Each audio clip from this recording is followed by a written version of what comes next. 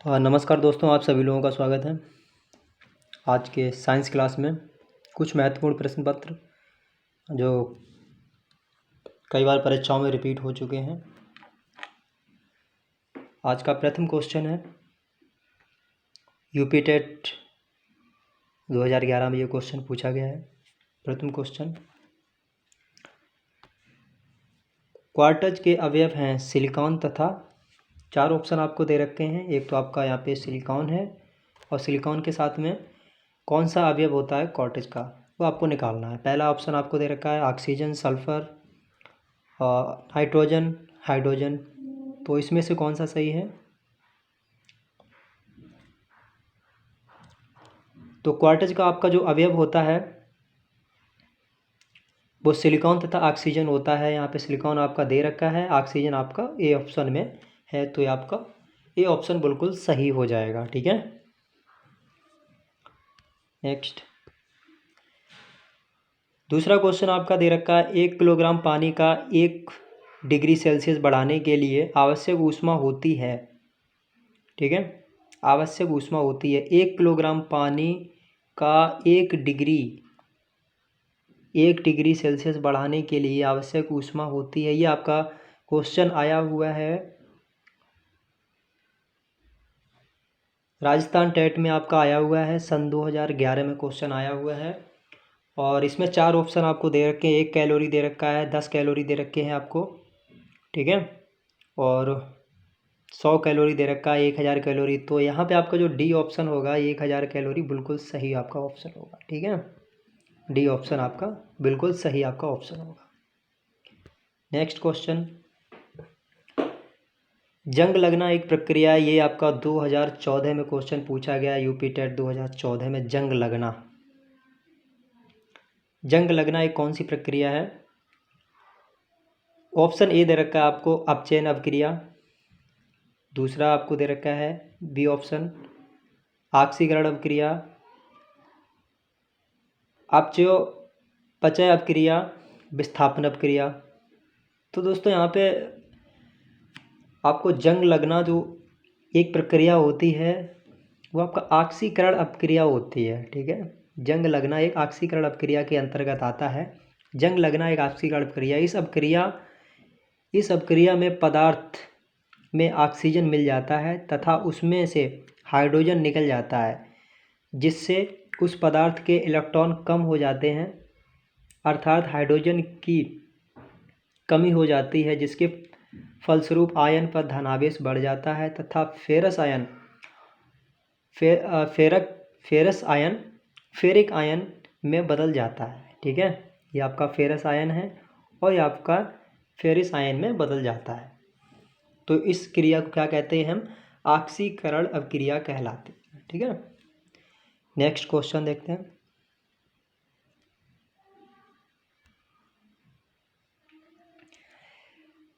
दोस्तों आपका दे रखा है यहाँ पे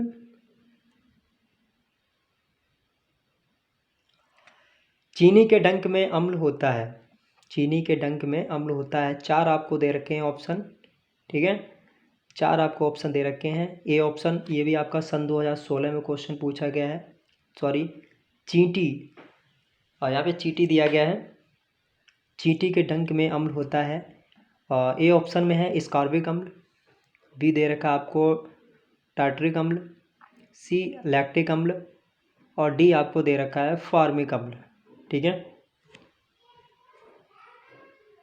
तो चींटी के डंक में कौन सा अम्ल होता है दोस्तों हमेशा याद रखिए, चींटी के डंक में हमेशा ही फॉर्मिक अम्ल होता है। कौन सा अम्ल होता है? चींटी के डंक में फॉर्मिक अम्ल होता है। ठीक है,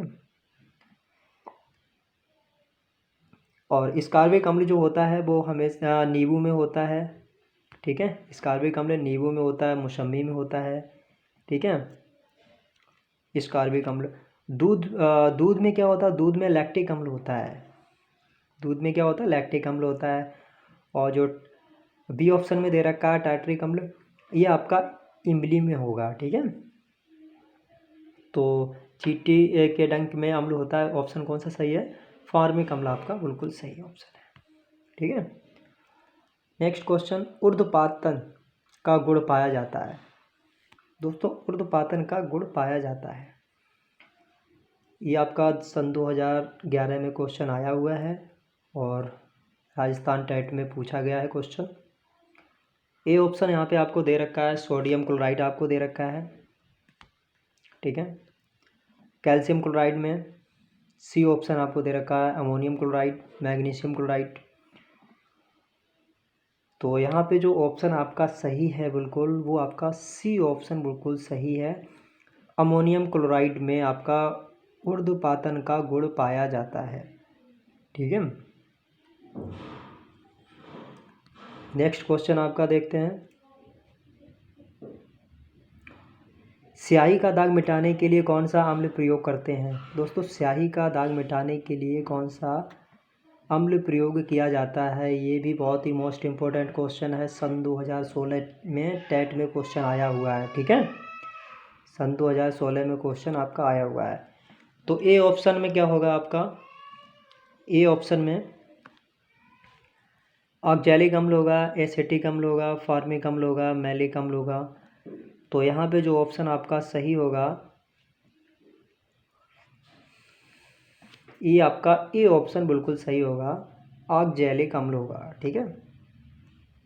स्याही का दाग मिटाने के लिए ऑक्जेलिक अम्ल का प्रयोग बहुतया किया जाता है। ऑक्जेलिक अम्ल टमाटर में पाया जाता है और एसिटिक अम्ल सिरके में पाया जाता है। ये हमेशा याद रखिए, ऑक्जेलिक अम्ल जो है ना टमाटर में पाया जाता है, एसिटिक अम्ल आपका सिरके में पाया जाता है, जबकि फॉर्मिक अम्ल चींटियों में पाया जाता है, मैलिक अम्ल विभिन्न फलों में पाया जाता है, ठीक है। तो यहाँ पे आपका ऑप्शन जो सही होगा ये आपका ऑक्जेलिक अम्ल होगा, ठीक। नेक्स्ट ऑप्शन, पादपों में ऑक्सीजन की सबसे अधिक सांद्रता कहाँ होती है? तो इसमें आपको दोस्तों जो ऑप्शन आपका सही रहेगा, ये भी हरियाणा टेट में आपका सन 2015 में आपका क्वेश्चन आया हुआ है। तो ये आपका जो ऑप्शन है, ए ऑप्शन आपका बिल्कुल सही है, वृद्धि करने वाले शीर्ष भाग में। ए ऑप्शन आपका बिल्कुल सही क्वेश्चन, ठीक है। इसका ए ऑप्शन आपका करेक्ट है। दोस्तों यहाँ पे दिया गया है, पादपों में ऑक्सीजन की सबसे अधिक सांद्रता उनके वृद्धि करने वाले शीर्ष भाग में पाई जाती है। अप्रकाशित भाग में ऑक्सीजन का संश्लेषण प्रकाशित भाग की अपेक्षा अधिक होता है। इसी कारण पादप की शाखाएं प्रकाश की ओर मुड़ जाती हैं, ठीक है। नेक्स्ट क्वेश्चन, नेक्स्ट आपका क्वेश्चन दे रखा है, वायु में कार्बन डाइऑक्साइड की मात्रा कितनी होती है? ठीक है, वायु में कार्बन डाइऑक्साइड की मात्रा कितनी होती है? ये क्वेश्चन जितने भी आपको क्वेश्चन अभी तक करवाए जा रहे हैं, करवाए गए हैं, तो बहुत ही मोस्ट इम्पोर्टेंट क्वेश्चन है जो परीक्षाओं में आपके बार बार पूछे जाते हैं, वही क्वेश्चन आपको करवाए जा रहे हैं, ठीक है। तो यहाँ पे वायुमंडल में गैसों का सांद्रण जो होता है, सबसे अधिक जो सांद्रण होता है, सबसे अधिक मात्रा कार्बन डाइऑक्साइड की मात्रा यहाँ पे पूछी गई है ना। तो कार्बन डाइऑक्साइड की मात्रा सिर्फ जो होती है वो 0.03% होगी, ठीक है। और सबसे अधिक मात्रा आपकी नाइट्रोजन की होती है।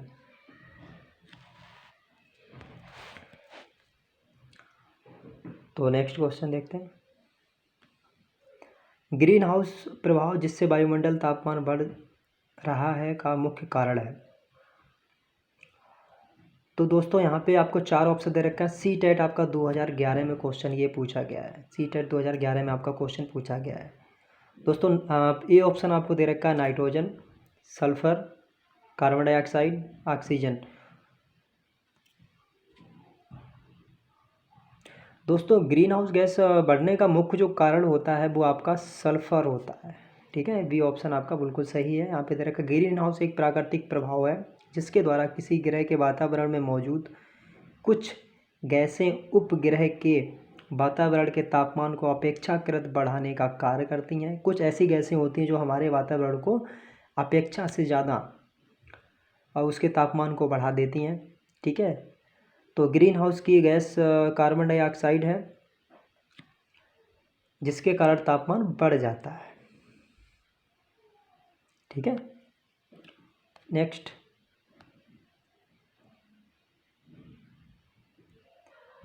साइटोकाइनिन है। दोस्तों ये भी क्वेश्चन आपका हरियाणा टेट में आपका पूछा गया, सन 2011 में क्वेश्चन आपका आया हुआ है। साइटोकाइनिन, दोस्तों साइटोकाइनिन क्या होता है? दोस्तों साइटोकाइनिन यहाँ पे ऑप्शन आपको 4 ऑप्शन दे रखे हैं। पादप एंजाइम होता है, जंतु हार्मोन्स होता है, और जंतु एंजाइम होता है, पादप हार्मोन्स होता है। ठीक है, तो यहाँ पे ऑप्शन आपका जो सही है ना, साइटोकाइनिन। दोस्तों साइटोकाइनिन जो होता है ये पादप हार्मोन्स होता है। ठीक है, पादप हार्मोन्स होता है, क्योंकि ये जो पादप हार्मोन्स होता है ना, साइटोकाइनिन कोशिका विभाजन में मदद करते हैं। किस में मदद करते हैं? पौधों के कोशिका विभाजन में आपकी मदद करते हैं। खाद्य श्रृंखला में शाकाहारी होते हैं। दोस्तों ये क्वेश्चन कई बार पूछा गया है। ठीक है, 2013 में ये क्वेश्चन आया हुआ है, और इसका खाद्य श्रृंखला में शाकाहारी क्या होते हैं? खाद्य श्रृंखला में प्राथमिक उपभोक्ता होते हैं। ठीक है, शाकाहारी आपके प्राथमिक उपभोक्ता होते हैं। नेक्स्ट क्वेश्चन, शरीर में प्रोटीन की कमी से होने वाला रोग। ये सन 2011 में क्वेश्चन आपका आया हुआ है। शरीर में अगर प्रोटीन की कमी हो जाए तो कौन सा रोग हो जाता है? दोस्तों ये आपका क्वाशियोरकर रोग आपका हो जाता है। डी ऑप्शन आपका बिल्कुल सही है यहाँ पे। ठीक है, प्रोटीन की कमी से क्वाशियोरकर से शरीर की वृद्धि प्रभावित होती है तथा शरीर अल्प विकसित रह जाता है। यानी कि जब प्रोटीन की कमी हो जाती है तो शरीर में पर्याप्त वृद्धि नहीं हो पाती है, अल्प विकसित रह जाता है। ठीक है, बराबर उसको प्रोटीन न मिलने के कारण वृद्धि नहीं हो पाती है शरीर की। तो यहाँ पे डी ऑप्शन आपका बिल्कुल सही होगा, क्वाशियोरकर। 13, हीमोग्लोबिन की संघटक धातु है। दोस्तों ये आपका सन 2011 में आपका क्वेश्चन पूछा गया पीटेट। तो ये आपका ऑप्शन जो सही होगा ये आपका डी ऑप्शन बिल्कुल सही होगा। ठीक है, ज़्यादा टाइम वेस्ट नहीं करेंगे, डी ऑप्शन आपका सही होगा। नेक्स्ट और आज का लास्ट क्वेश्चन, ये आपका एस्टेट आपका 12 और 13 में पूछा गया है ये क्वेश्चन। कौन सा विटामिन हमारे नेत्र व त्वचा की संक्रमण से रक्षा करता है? ठीक है, यानी कि कौन सा ऐसा विटामिन है जो हमारी आँखों की और त्वचा की संक्रमण से रक्षा करता है, बचाव करता है, वो हमारा विटामिन कौन सा होता है? दोस्तों आपका ऑप्शन जो होगा सी ऑप्शन आपका सही होगा। ठीक है, यहाँ पे क्या होगा, विटामिन ए हमारे नेत्र व त्वचा की संक्रमण से रक्षा करता है। ठीक है, क्या करता है? संक्रमण से रक्षा करता है। इसकी कमी से रतौंधी रोग हो जाता है। विटामिन ए एक ऐसा विटामिन होता है जो हमारे आँखों और त्वचा की रक्षा करता है। ठीक है, और इसकी अगर कमी हो जाती है तो रतौंधी रोग हो जाता है। विटामिन ए की कमी से रतौंधी की समस्या हो जाती है। ठीक है, तो आज के ये महत्वपूर्ण प्रश्न थे दोस्तों। इस प्रकार के और भी प्रश्न, मैथ के कुछ प्रश्न ऐसे हैं जो बार बार परीक्षाओं में पूछे जा चुके हैं, वो वीडियोज़ आपको मिल जाएंगे। हमारे चैनल को लाइक सब्सक्राइब करें। जब भी आप वीडियोज़ अपलोड किया जाएगा तो जब आप चैनल को सब्सक्राइब कर देंगे तो आपके पास नोटिफिकेशंस पहुंच जाएगा और आपको मिल जाएगा। ठीक है, बहुत ही महत्वपूर्ण प्रश्नों की श्रृंखला चल रही है जो परीक्षाओं में बार बार पूछे जा चुके हैं। तो इसलिए वीडियो को लाइक, शेयर और सब्सक्राइब अवश्य करें ताकि आपके पास पर्याप्त नोटिफिकेशन पहुंचता रहे और आपकी तैयारियां बनी रहें। ठीक है, सो बेस्ट ऑफ लक आप सभी लोगों को अपनी एग्ज़ाम प्रिपरेशन के लिए। लग जाइए सभी लोग। ठीक है, तैयार रहिए। आप सभी लोगों का धन्यवाद।